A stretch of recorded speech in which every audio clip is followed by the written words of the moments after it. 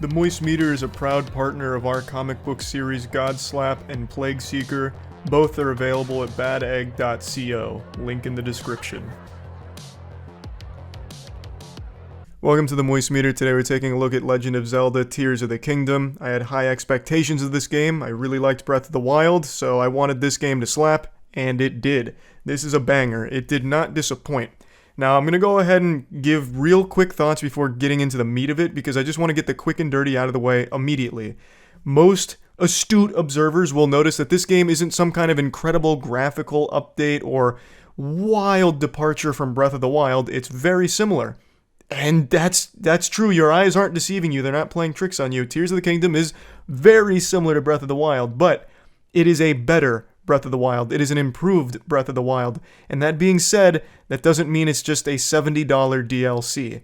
This has so much more content in it, as well as entirely new creative systems with all of the Ultra Hand abilities, and everything that you can do in this game is shit you couldn't do in Breath of the Wild. It is substantially more content, so it is just the better Breath of the Wild.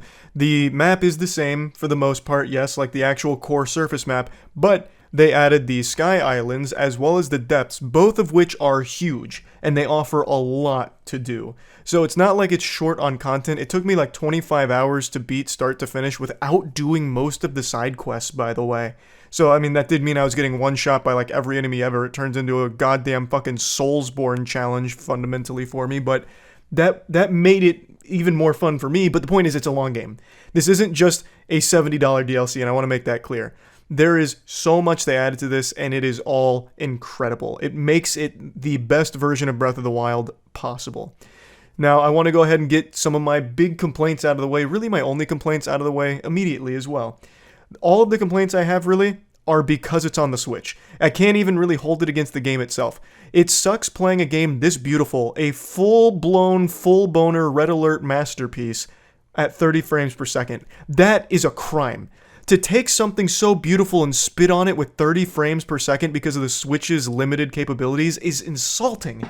I know you can't see me right now, but I just slapped my chair. I'm getting so animated and heated about it. There is no excuse for 2023 gaming to have 30 FPS. That's just a fucking Switch classic, because Nintendo is an archaic group of fossils that refuse to upgrade and get with the times and make modern hardware. So the Switch face fucks it here with 30 frames, which sucks. So it doesn't really get a chance to shine in a modern light, so a lot of people immediately write it off as being dated and not worth $70, which is so fucking silly, but it is a legitimate complaint. To want 60 FPS in 2023 is not something that's unreasonable, and it's not entitled gamer shit. It's just the standard that you would expect from AAA quality, especially at the $70 price tag, by the way. So yeah, that is absolutely a big problem. And of course, because it's on the Switch, the visuals can only be so good. The graphics can only look so nice. Luckily, Legend of Zelda Tears of the Kingdom, much like Breath of the Wild, is carried heavily by its art direction. It does a lot of heavy lifting for its visuals in order to mask the limitations of its hardware. So thanks to very good choices with its art and visuals, it's able to transcend the stinkiness of the graphical fidelity. It's not a big complaint for me, but I understand people that are used to modern games are once again going to be like, wow, this looks like shit. I mean, and that's just the Switch, baby. That's that goofy, quirky little thing doing what it does best.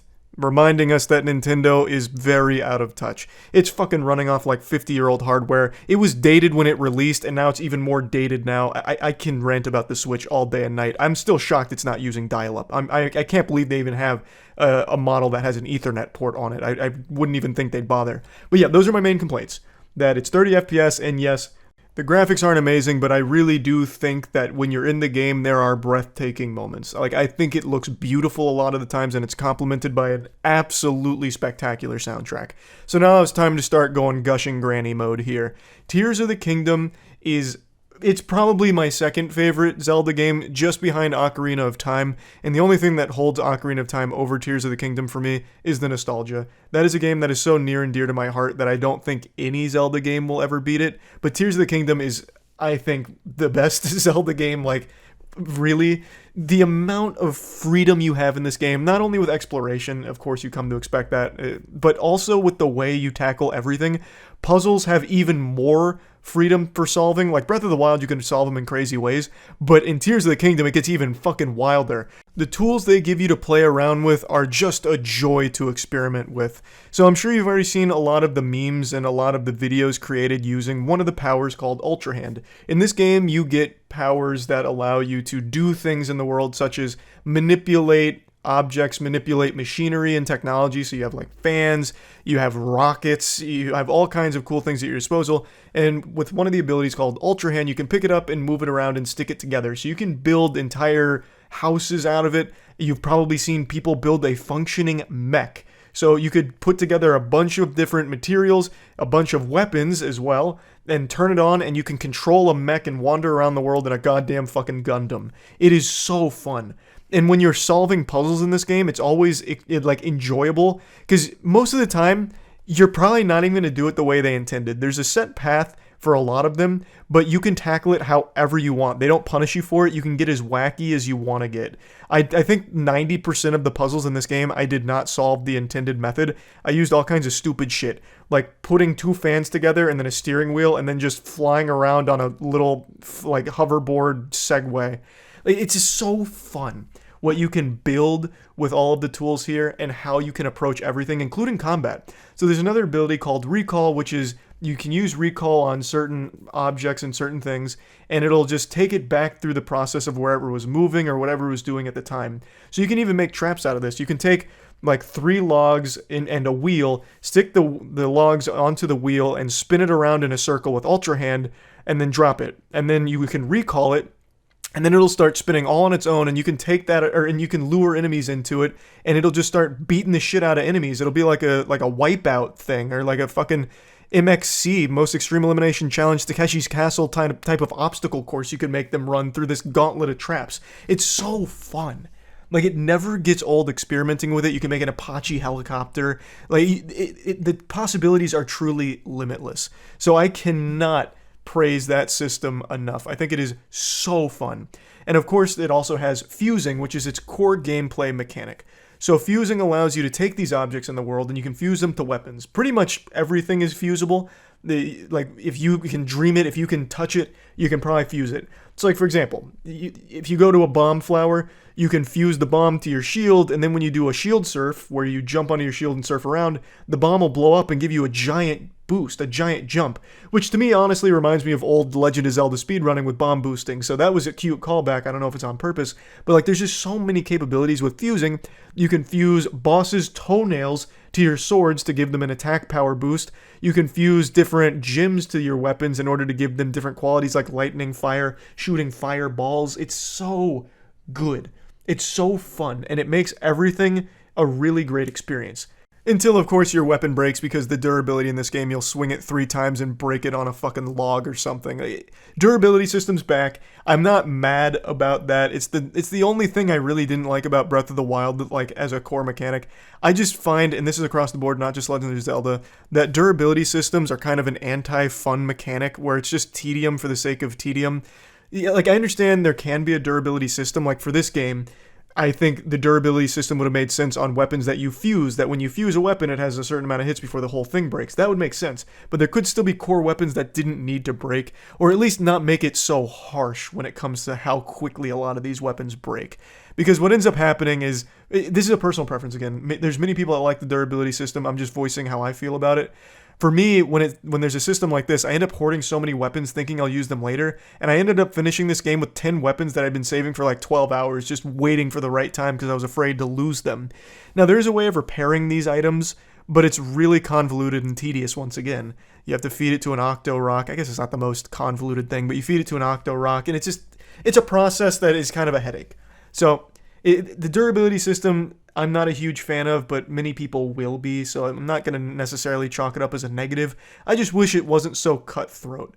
I don't like cycling through weapons that frequently. Now let's move on a little bit here and talk about the narrative. It's very standard, generic shit. It's not going to really blow you away. Granted, I haven't got the true ending yet. I haven't finished all the memories, so maybe there's a lot more there that really fleshes it out. But it's not a whole lot to it. And it's also following the same Zelda formula we're all used to by now. So you're going to these temples, you're talking to these sages, you're fighting a boss at the end of the temple after setting up 4 or 5 networks that connect to the center platform to raise you up. Pretty standard stuff.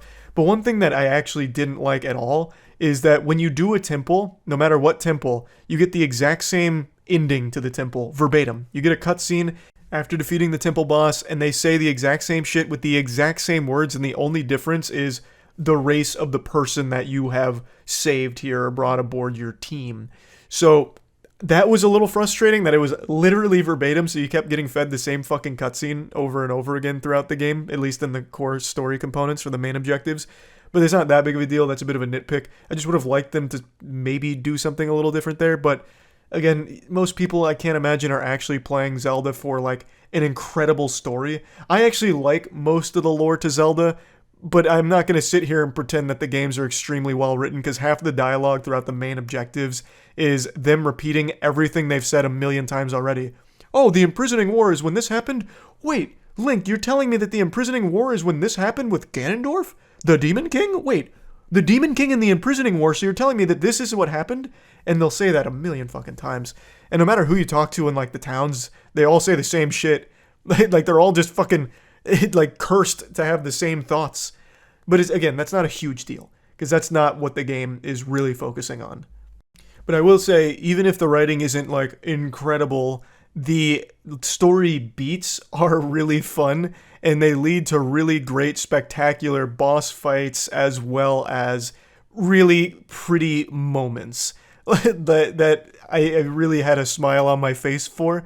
Even if some of them were outrageously goofy and silly, they were still very fun. So that's what's most important here. Zelda is just all about the fun, and this is like the most fun Zelda they've made so far. I think it just goes so hard. I think it is just truly spectacular. Now let's talk a little bit about the Sky Islands and the depths. So most of the marketing material revolved around the Sky Islands. So that you would expect to be really great.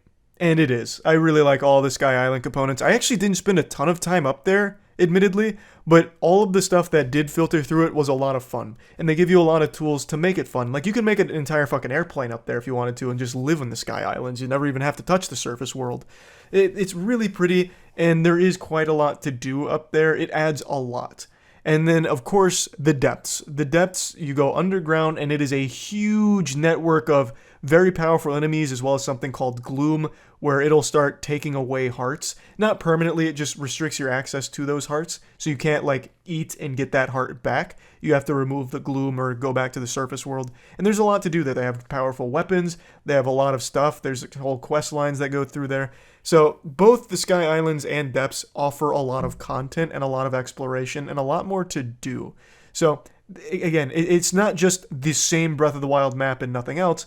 It is the same map with some tweaks and some additions to it, as well as entire new sections with the Sky Islands and the depths, which are just as big, if not bigger, than the stuff you can do on the surface. So I just really like the game a lot. I'm trying to talk about it as much as I can without spoiling a lot, even though I feel like I've already told you a lot of the mechanics that many of you probably haven't seen before, but they're just so fun, I can't help but just bring them up. So sorry for any minor spoilers. But anyway, let's plug Tears of the Kingdom in the Moist Meter. I'm going to give this puppy a nice clean 90%. I think the game is spectacular, and it is only held back by the platform that it's on. If this game was on anything but the Switch, it would be hailed as one of the fucking crowning achievements of gaming. The Switch really holds this fucking thing back so much, and it's really upsetting. But overall, I really do think this game is a must-play. It is so fun, and it is just something that you will constantly be wanting to play this game. Like, even once I'm done here, I'm still going back and playing more of it, which I don't do super often anymore. Usually I don't engage with too much post-game content in most single-player titles, but this one I absolutely will be. And I do plan on at least trying the speedrun, assuming it's not too difficult for someone as dumb as me. So, we'll see. But I love the game. I think it's great. That's about it. So, yep. Huge thanks to ourselves for sponsoring this Moist Meter. GODSLAP is a comic series written by myself, Jackson, Matt, Danny, and Aubrey Sitterson. It follows the story of a character named Ace, who's an extremely powerful slapper in a world where slapping is king. Issue 3 just dropped. It's all available at badegg.co, and shit is starting to pop off. Aeus is being hunted by a mysterious foe named Defister, who, after swan diving through a hospital, picks up Aeus's trail and hunts him to the ends of the earth with his sidekick Olfactor. And also, our newest comic series, Plague Seeker, just came out. Issue 0 is available at badegg.co. It's written entirely by myself and edited by Jackson.